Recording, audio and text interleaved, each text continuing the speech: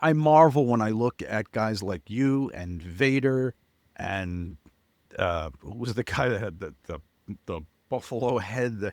What was it? Minotaur. Yeah, I mean, because you guys had to travel with that shit. Any wrestling fan who looks at the worker who went to the ring in tights, trunks, knee pads, and tape, and thought that in some way that was wrong or didn't look as cool, that's the smartest worker in the room because he could get his shit into a small suitcase, I would imagine. Yeah, Because because God, I mean, there's not enough. There's not 13 matches of guys that look just like that. right, well, if you can, if you, Rock was tights and knee pads and boots. When he Steve had the worked vest, but whatever. and knee braces, but I mean, you have to realize that Uh, they both had. Steve was in like the personas were Versace shirts, camouflage. It's just what you go to the ring in. yeah, yeah, that's what I mean. That extra shit you got to, and Yeah, God but forbid you win a title. if you're That's get. if you're doing TVs and everything else, I mean, you've got your look that you gotta. Did you have to? I know there was no like policy on this or anything, but you know how like the NBA for a long time required formal dress for the travel. Like you'd see the guys getting off the bus and they were in suits, and They did that for like a year in WWE. I know they did a no jeans rule, but No, they did like a fucking sports coat type thing. oh God, on top of holding your Oz head, I know that Taker fucking got exempt, and I think Steve was exempt because it didn't fit their gimmicks. good point. Right, you gonna have Taker, So fucking as soon as Brioni you get suit. that fucking crack in the dike, The rest of the boys go crazy, right? fuck Yeah, that. Yeah, yeah. I would have never done it. That's why one of the reasons I wanted to get into pro wrestling is not have to wear a fucking coat. All right.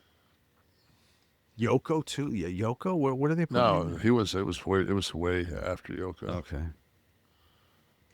Yeah. So, and we were talking a little bit before about like the Vader mask, if anyone remembers back then, where he would wear the thing that would shoot the smoke out of it, and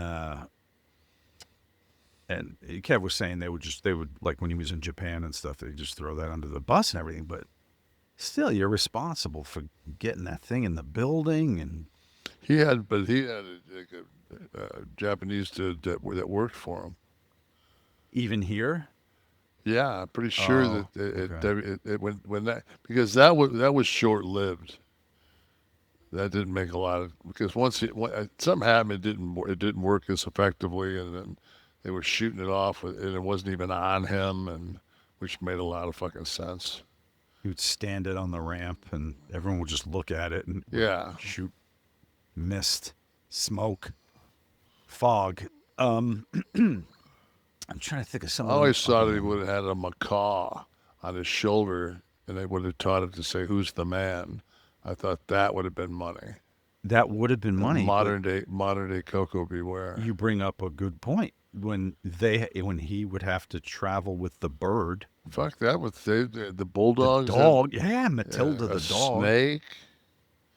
He Now had the all snake I heard, had a sit, handler. but it was this. It was the same snake because I heard city to city they would find a vendor to get a snake to the building, and that they didn't have to bring it. I'm not sure if it's true. I'll ask I'll Jake never when I forget, see him. man. I've probably told this story a thousand times, but we were in the Baltimore Arena, and we got there early, and all the showers were on, and this one, like kind of the main locker room where what the fuck were those guys called that just stole money? The commission, the commission Oh, died. the athletic Yeah, commission. Yes, yeah, because took your blood pressure and you and a could yeah, check. and you couldn't get color in any of those towns. And my last match with Paul was a ladder match in Baltimore. I'm like, great, and we can't get color. Was that legit that you couldn't get color when Yeah, the you couldn't commission get was color. there? Oh fuck, man, Oh wow! they stopped the match. Even if it was hard way. Yeah, Oh wow! yeah. So the showers. So the showers are on, and I go walk, and fucking Jake has this albino fucking like 11-foot cobra in the shower with the fucking, he's just hanging out. That fucking thing's fucking like peered up and blew its fucking neck out, and I was like, what the fuck? Yeah. So I told Rude to go look, and Rude went and looked, and fucking Rude was like, what the fuck is, like, man, fuck this shit. So we went, if you've ever been to the Baltimore Arena, especially one of the boys, we went to there's this row of, behind the stage, there's a row of smaller dressing rooms, and then we went and hung out down there. But, Oh, because Baltimore actually has a proper yeah, stage it's with got a a stage. proscenium. Yeah, Yeah. You that's can right. see like the old Baltimore Bullets when Elvin Hayes played there. You can see him like shooting jump shots, at the basket. You can see the stage, you know, on the baseline. Baltimore actually has a proper Yeah, stage it's with a got a stage. proscenium. Yeah, Yeah. You that's can right. see like the old Baltimore Bullets when Elvin Hayes played there. You can see him like shooting jump shots, at the basket. You can see the stage, you know, on the baseline. Because you're a hoop geek, did you ever like mark out a little bit when you got to work venues that you knew Yeah. had significance I from mean, like it's like the championship first games? the first time I worked the Astrodome, I remember watching the Elvin Hayes, at that point Lou Alcindor game, Mm. Houston versus UCLA, and UCLA hadn't been beaten. I forget how many games, but that Houston beat them, and Jabbar had gotten his retina scratched like the week against maybe Oregon or something like that the week before, so he couldn't see worth a shit. Is that when he started wearing the goggles? Nah, I don't think he did then. I think because he didn't wear the goggles until he was with the Lakers. Oh, He didn't play the seasons he played with Milwaukee. He how didn't. many years was he with Milwaukee? I want to think maybe 3. Okay, yeah.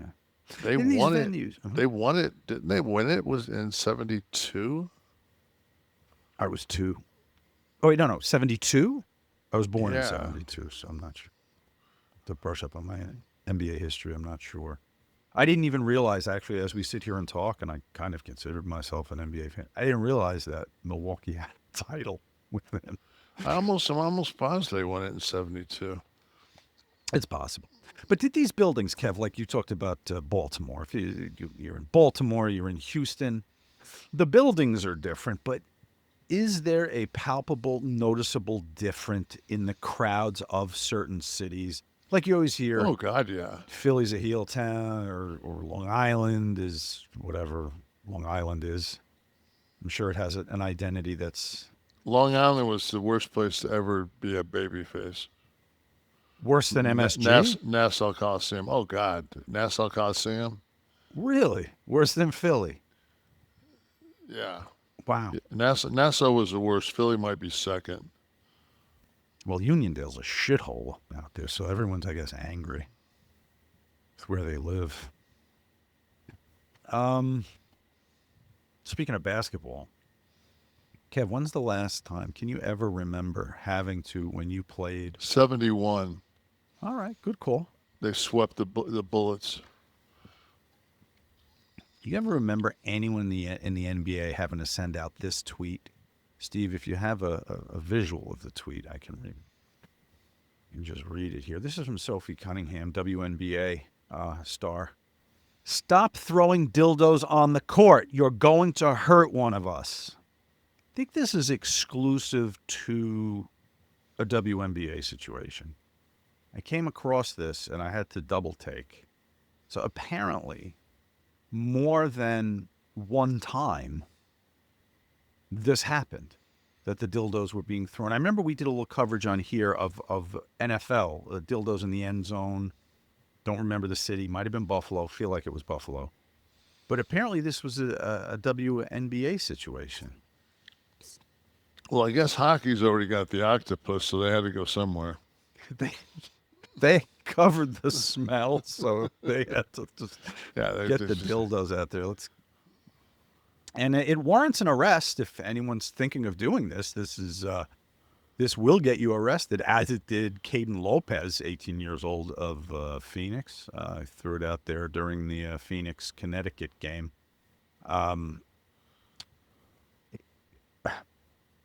The toy did not hit the court, but hit a male fan who was at the game with his 9-year-old niece. I mean, can you fucking imagine this? Who has the mindset?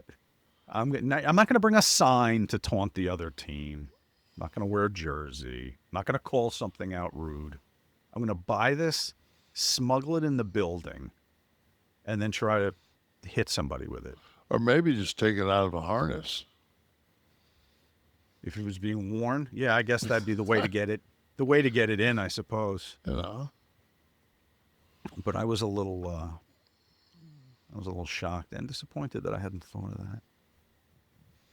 But I saw like several pictures that had dildos that had been thrown on the court. Like it was an Instagram thing, and there was like maybe 4 different incidents where somebody had threw a dildo. And this is WNBA or NBA? WNBA. Okay, yeah. It's a thing, I guess. I don't know how that started. It's got to be a social media copycat type thing. I can't imagine 4 people independently having this idea without having seen somebody else did this. Like, hey, you know what? Listen, before we go to the game tonight, Stella, go in that drawer for me. Give me that big thing with the purple veins. God bless them. What the ladies have to deal with.